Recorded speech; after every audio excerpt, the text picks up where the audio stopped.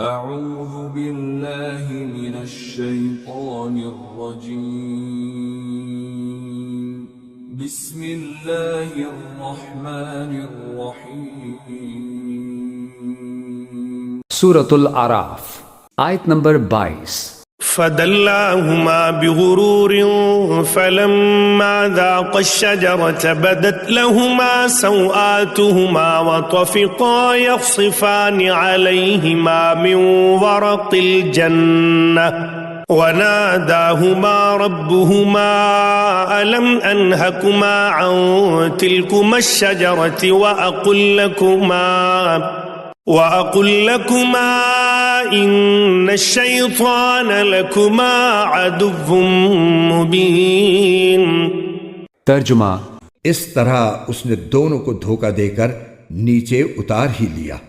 چنانچہ جب دونوں نے اس درخت کا مزہ چکھا تو ان دونوں کی شرم کی جگہیں ایک دوسرے پر کھل گئیں اور وہ جنت کے کچھ پتے جوڑ جوڑ کر اپنے بدن پر چپکانے لگے، اور ان کے پروردگار نے انہیں آواز دی کہ کیا میں نے تم دونوں کو اس درخت سے روکا نہیں تھا، اور تم سے یہ نہیں کہا تھا کہ شیطان تم دونوں کا کھلا دشمن ہے؟ تفسیر: نیچے اتارنے کا مطلب یہ بھی ہو سکتا ہے کہ وہ اطاعت کے جس بلند مقام پر تھے اس سے نیچے اتار لیا، اور یہ مطلب بھی ہو سکتا ہے کہ جنت سے دنیا میں اتار لیا۔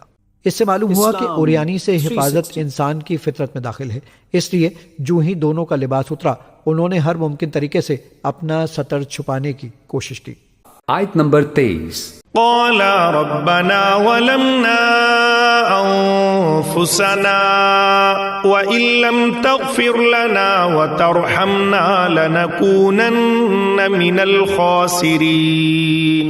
ترجمہ: دونوں بول اٹھے کہ اے ہمارے پروردگار، ہم اپنی جانوں پر ظلم کر گزرے ہیں، اور اگر آپ نے ہمیں معاف نہ فرمایا اور ہم پر رحم نہ کیا تو یقیناً ہم نامراد لوگوں میں شامل ہو جائیں گے۔ تفسیر: یہ استغفار کے وہی الفاظ ہیں جن کے بارے میں سورہ بقرہ آیت نمبر 37 میں فرمایا گیا ہے کہ اللہ تعالیٰ نے ہی یہ الفاظ سکھائے تھے، کیونکہ اس وقت تک انہیں توبہ کا طریقہ بھی معلوم نہیں تھا۔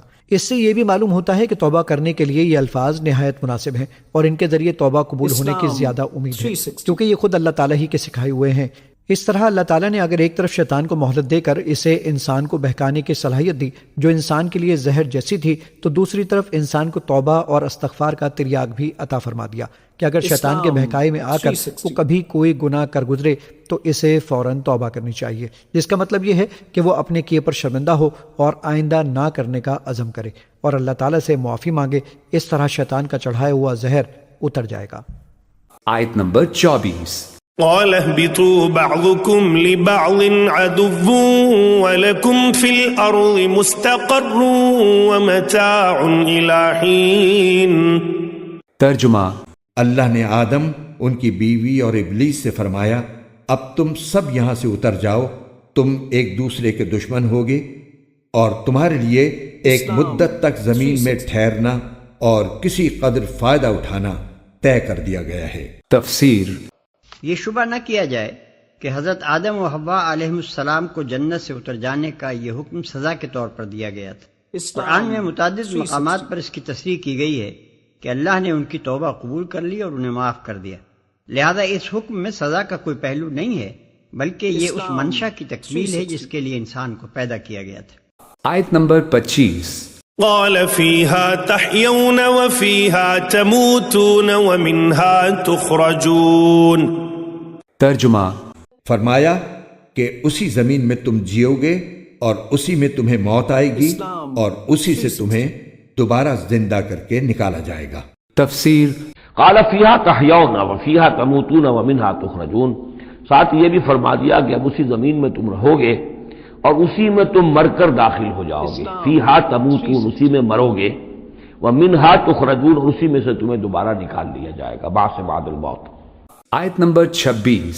یا بنی آدم قد انزلنا علیکم لباسا یواری سوآتکم وریشا وَلِبَاسُ التَّقْوَى ذَلِكَ خَيْرٌ ذَلِكَ مِنْ آيَاتِ اللَّهِ لَعَلَّهُمْ يَذَّكَّرُونَ. ترجمہ: اے آدم کے بیٹوں اور بیٹیوں، ہم نے تمہارے لیے لباس نازل کیا ہے جو تمہارے جسم کے ان حصوں کو چھپا سکے جن کا کھولنا برا ہے، اور جو خوشنمائی کا ذریعہ بھی ہے، اور تقوی کا جو لباس ہے وہ سب سے بہتر ہے۔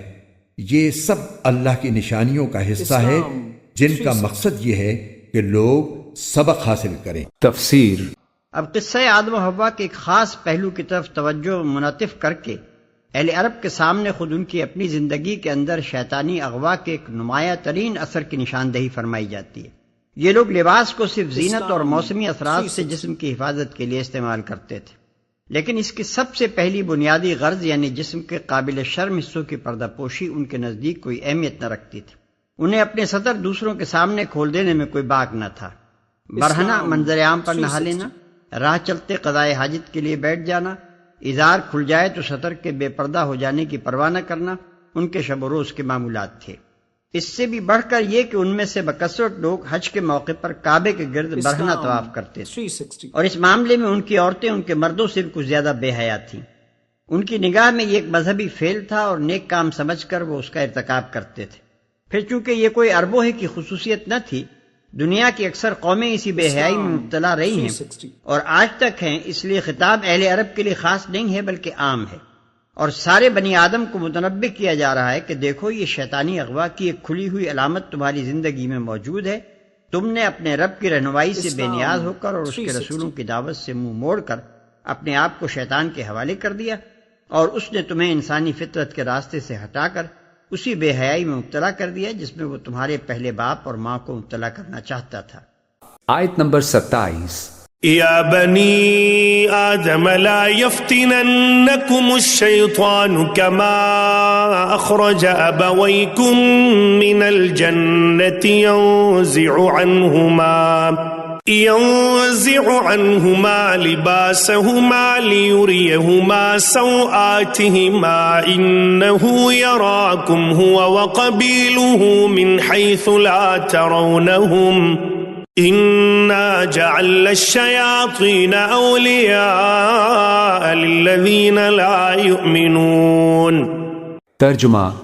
اے آدم کے بیٹوں اور بیٹیوں، شیطان کو ایسا موقع ہرگز نہ دینا کہ وہ تمہیں اسی طرح فتنے میں ڈال دے جیسے اس نے تمہارے ماں باپ کو جنت سے نکالا، جبکہ ان کا لباس ان کے جسم سے اتروا لیا تھا تاکہ ان کو ایک دوسرے کی شرم کی جگہیں دکھا دے۔ وہ اور اس کا جتھا تمہیں وہاں سے دیکھتا ہے جہاں سے تم انہیں نہیں دیکھ سکتے۔ ان شیطانوں کو ہم نے انہی کا دوست بنا دیا ہے جو ایمان نہیں لاتے۔ تفسیر۔ ان آیات میں جو کچھ ارشاد ہوا ہے اس سے چند اہم حقیقتیں نکھر کر سامنے آ جاتی ہیں۔ اول یہ کہ لباس انسان کے لیے ایک مصنوعی چیز نہیں ہے بلکہ انسانی فطرت کا ایک اہم مطالبہ ہے۔ پھر اس فطری شرم کے تقاضے کو پورا کرنے کے لیے اس نے کوئی بنایا لباس انسان کو نہیں دے دیا بلکہ اس کی فطرت پر لباس کا الہام کیا، انزلنا علیکم لباسا، تاکہ وہ اپنی عقل سے کام لے کر اپنی فطرت کے اس مطالبے کو سمجھے اور پھر اللہ کے پیدا کردہ مواد سے کام لے کر اپنے لیے لباس فراہم کرے۔ دوم یہ کہ اس فطری الہام کی روح سے انسان کے لیے لباس کی اخلاقی ضرورت مقدم ہے، یعنی یہ کہ وہ اپنی سوا کو ڈھانکے، اور اس کی طبعی ضرورت مؤخر ہے، یعنی یہ کہ اس کا لباس اس کے لیے ریش یعنی جسم کی آرائش اور موسمی اثرات سے بدن کی حفاظت کا ذریعہ ہو۔ سوم یہ کہ انسان کے لیے لباس کا صرف ذریعہ سطر پوشی اور وسیلہ زینت و حفاظت ہونا ہی کافی نہیں ہے، بلکہ فی الحقیقت اس معاملے میں جس بھلائی تک انسان کو پہنچنا چاہیے وہ یہ ہے کہ اس کا لباس تقویٰ کا لباس ہو، یعنی پوری طرح ساتر بھی ہو، زینت میں بھی حد سے بڑھا ہوا یا آدمی کی حیثیت سے گرا ہوا نہ ہو، فخر و غرور اور تکبر و ریا کی شان لیے ہوئے بھی نہ ہو، اور پھر ان ذہنی امراض کی نمائندگی بھی نہ کرتا ہو جن کی بنا پر مرد زنانہ پن اختیار کرتے ہیں، عورتیں مردانہ پن کی نمائش کرنے لگتی ہیں۔